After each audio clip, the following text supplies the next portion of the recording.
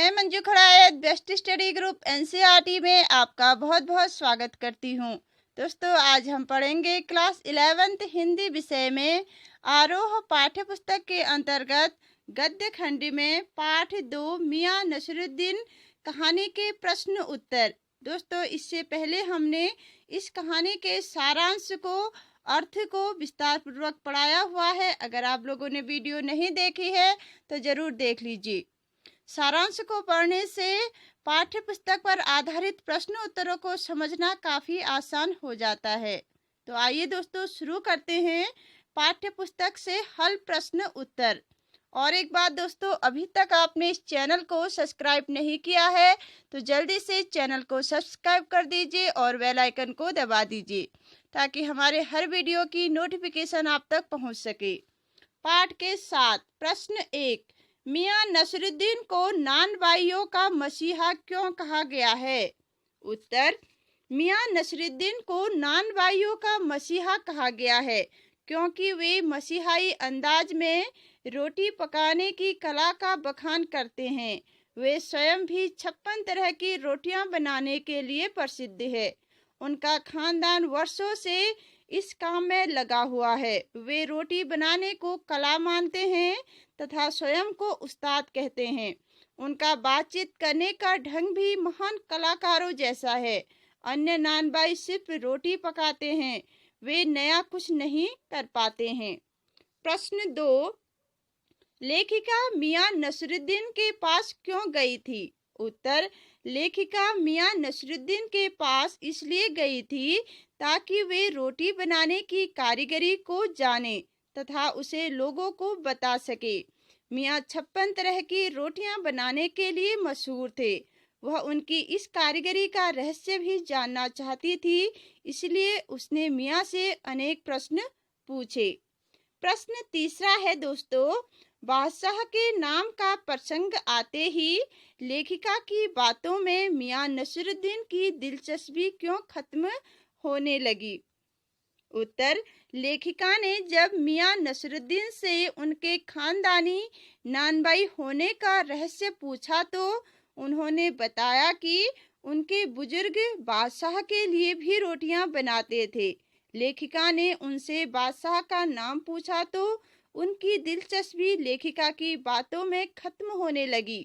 सच्चाई यह थी कि वे किसी बादशाह का नाम नहीं जानते थे और न ही उनके परिवार का किसी बादशाह से संबंध था। तो दोस्तों, नसरुद्दीन साहब ने सिर्फ अपने परिवार की बड़ाई करने के लिए किसी बादशाह का नाम लिया। जब लेखिका ने उस बादशाह का नाम पूछना चाहा तो वो भड़कने लगे। बादशाह का बावर्ची होने की बात उन्होंने अपने परिवार की बड़ाई करने के लिए कह दिया था। बादशाह का प्रसंग आते ही वे बेरुखी दिखाने लगे। अब है प्रश्न 4, मियां नसरुद्दीन के चेहरे पर किसी दबे हुए अधर के आसार देख यह मजूमन न छेड़ने का फैसला किया। इस कथन के पहले और बाद के प्रसंग का उल्लेख करते हुए इसे स्पष्ट कीजिए। उत्तर, लेखिका ने मियां नसरुद्दीन के से बादशाह का नाम पूछा तो वे सही उत्तर नहीं दे पाए। लेखिका द्वारा बहादुर शाह जफर का नाम लेने पर वह चिढ़ गए और बोले कि यही नाम लिख लीजिए। आपको कौन सी बादशाह के नाम चिट्ठी भेजनी है? वह लेखिका को बातों से उकता गए थे, इसलिए उन्होंने उसे नजरअंदाज करने के लिए अपने कारीगर बब्बन मियां को भट्टी सुलगाने का आदेश दिया। लेखिका उनके बेटे बेटियों के बारे में जानना चाहती थी, परंतु मियां ने चिढ़ता देख वह चुप रह गई। फिर उसने पूछा कि कारीगर लोग आपकी सरगर्दी करते हैं? तो मियां ने गुस्से में उत्तर दिया कि खाली सरगर्दी ही नहीं, 2 रुपए मन आटा और 4 रुपए मन मैदा के हिसाब से इन्हें गिन गिन कर मजूरी भी देता हूँ। लेखिका द्वारा रोटियों के नाम पूछने पर मियां ने पल्ला झाड़ते हुए कुछ रोटियों के नाम गिना दिए। इसके बाद लेखिका ने उनके चेहरे पर तनाव देखा। तो दोस्तों, जब लेखिका ने उनके द्वारा बताई गई सच्चाई के बारे में जानना चाहा तो इस पर नसरुद्दीन साहब चिढ़ गए क्योंकि वह बड़ाई जरूरत से ज्यादा कर रहे थे और उसमें सच्चाई तनिक भी नहीं थी। प्रश्न 5, पाठ में मियां नसरुद्दीन का शब्द चित्र लेखिका ने कैसे खींचा है? उत्तर, पाठ में मियां नसरुद्दीन का शब्द चित्र लेखिका ने इस प्रकार खींचा है। हमने जो अंदर झांका तो पाया मियां चारपाई पर बैठे बीड़ी का मजा ले रहे हैं। मौसमों की मार से पका चेहरा, आंखों में काइयां, भोलापन और परेशानी पर मजे हुए कारीगर के तेवर। दोस्तों यहाँ पे पेशानी लिखा है तो यहाँ पे परेशानी होगा, तो आप इसको ठीक कर लीजिए। पाठ के आसपास। प्रश्न 1, तो दोस्तों कभी भी पाठ को पूरा पढ़ना चाहिए, इससे आपका भाषा ज्ञान का स्तर काफी ऊंचा हो जाएगा और आगे बढ़ेगा। प्रश्न 1, मियां नसरुद्दीन की कौन सी बातें आपको अच्छी लगी? उत्तर, मियां नसरुद्दीन की निम्नलिखित बातें हमें अच्छी लगी। दोस्तों आपको जो बातें अच्छी लगी आपको वही बातें लिखनी हैं। जैसे इस प्रकार भी आप उत्तर लिख सकते हैं। क, वे काम को अधिक महत्व देते हैं, बातचीत के दौरान भी उनका ध्यान अपने काम में होता है। ख, वे हर बात का उत्तर पूरे आत्मविश्वास के साथ देते हैं। ग, वे शागिर्दों का शोषण नहीं करते, कहने का अर्थ जो उनके कारीगर हैं उनका शोषण नहीं करते, उन्हें काम भी सिखाते हैं तथा वेतन भी देते हैं। वे 56 तरह की रोटियां बनाने में माहिर है। उनकी बातचीत की शैली आकर्षक है। प्रश्न 2, तालीम की तालीम ही बड़ी चीज होती है। यहाँ लेखिका ने तालीम शब्द का 2 बार प्रयोग क्यों किया है? क्या आप दूसरी बार आए तालीम शब्द की जगह कोई अन्य शब्द रख सकते हैं? तो लिखिए। तो दोस्तों तालीम शब्द का प्रयोग 2 बार हुआ है। यदि आप दूसरी बार आए हुए तालीम शब्द की जगह कोई दूसरा नाम रख सकते हैं तो उसे रख सकते हैं या लिख सकते हैं। जैसे यहाँ तालीम शब्द का 2 बार प्रयोग किया गया है। पहले तालीम का अर्थ है शिक्षा या प्रशिक्षण, दूसरे तालीम का अर्थ है पालन करना या आचरण करना। इसका अर्थ यह है कि जो शिक्षा पाई जाए उसका पालन करना अधिक जरूरी है। दूसरी बार आए तालीम की जगह हम पालन शब्द भी लिख सकते हैं। प्रश्न 3, मियां नसरुद्दीन तीसरी पीढ़ी के हैं जिसने अपने खानदानी व्यवसाय को अपनाया। वर्तमान समय में प्राय लोग अपने पारंपरिक व्यवसाय को नहीं अपना रहे हैं, ऐसा क्यों?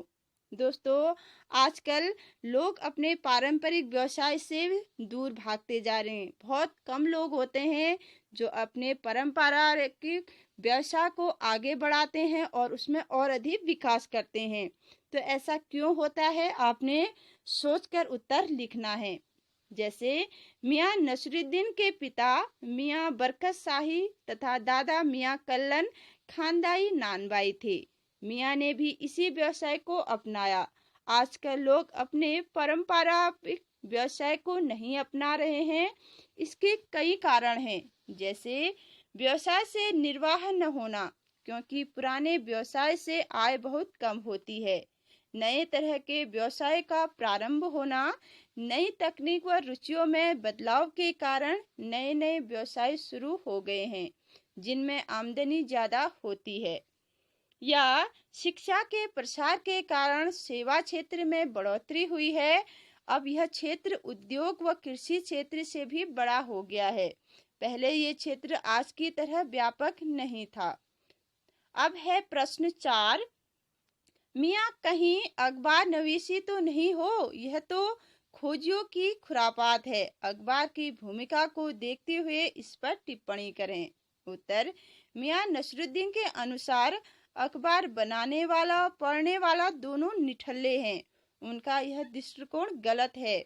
वे उन्हें खोजियों की खुरापात कहते हैं। यह कथन ठीक है। पत्रकार नए नए तथ्यों को प्रकाश में लाते हैं, इससे लोगों का शोषण खत्म होता है। नई खोजों से ज्ञान का प्रसार होता है, परंतु निरर्थक या भ्रम फैलाने वाली बातों को तूल देना सामाजिक दृष्टि से गलत है। सनसनीखेज खबरों से शांति भंग होती है।